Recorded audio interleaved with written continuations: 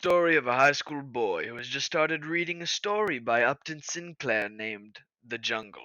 He stumbles across a website on the jungle and he decides to click on it. Then, boom, his vision is flashed by a bright light. Trey is awoken and says, "I knew I shouldn't have had that many Dr. Peppers." He gains full consciousness and realizes he's not where he last was.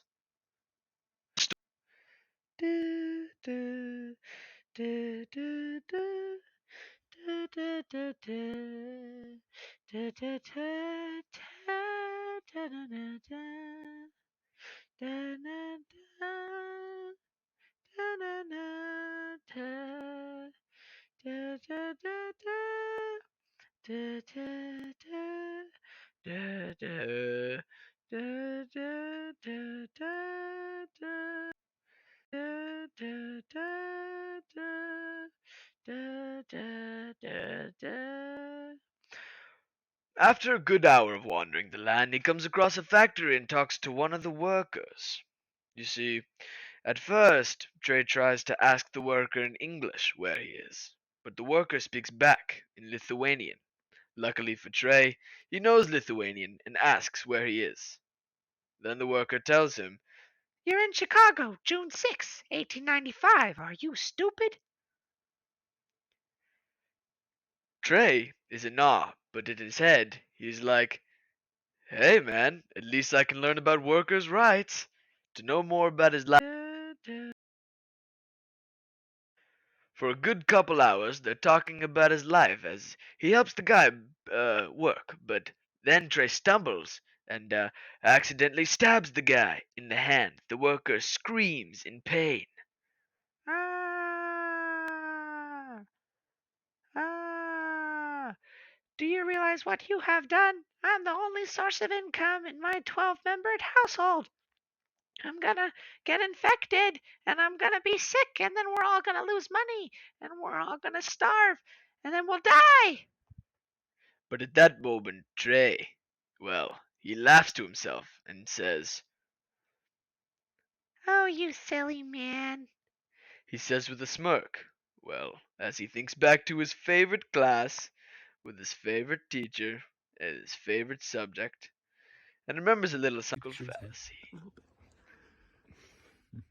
You don't know that is all gonna happen. You have no proof. Your statement is invalid, you baka. Then the The worker worker charges at Trey. Ah! I thought you were tackling him out. And they proceed to start throwing hands. Oh. Just leave it. It's fine. Just leave it. No, get out. Get out. They start throwing hands. Trey gets the poopy hit out of him to the face. Trey gets the poopy hit out of him to the face. Trey, and boom. He is flashed by a bright light. He is then flashed. Well, as for Trey, he is yet again woken to find himself in a location where he was not previously. You see, he looks around and finds a wise man sitting under a tree. The wise man opens his eyes and says, Would you like to learn about the second tenet of transcendentalism? Yeah, man, I guess. The wise man tells Trey to pick a hand. He says that one hand holds the key to your way home, and, well, the other hand, the key to your death. Trey picks one. Yeah, man, I guess.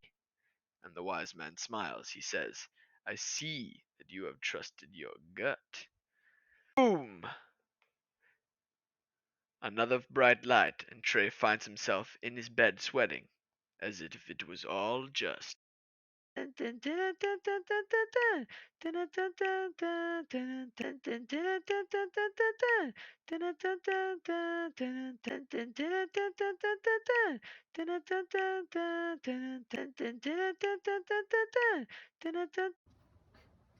I just punched him and he disappeared. Really? How? He has this bright light. What are you taking?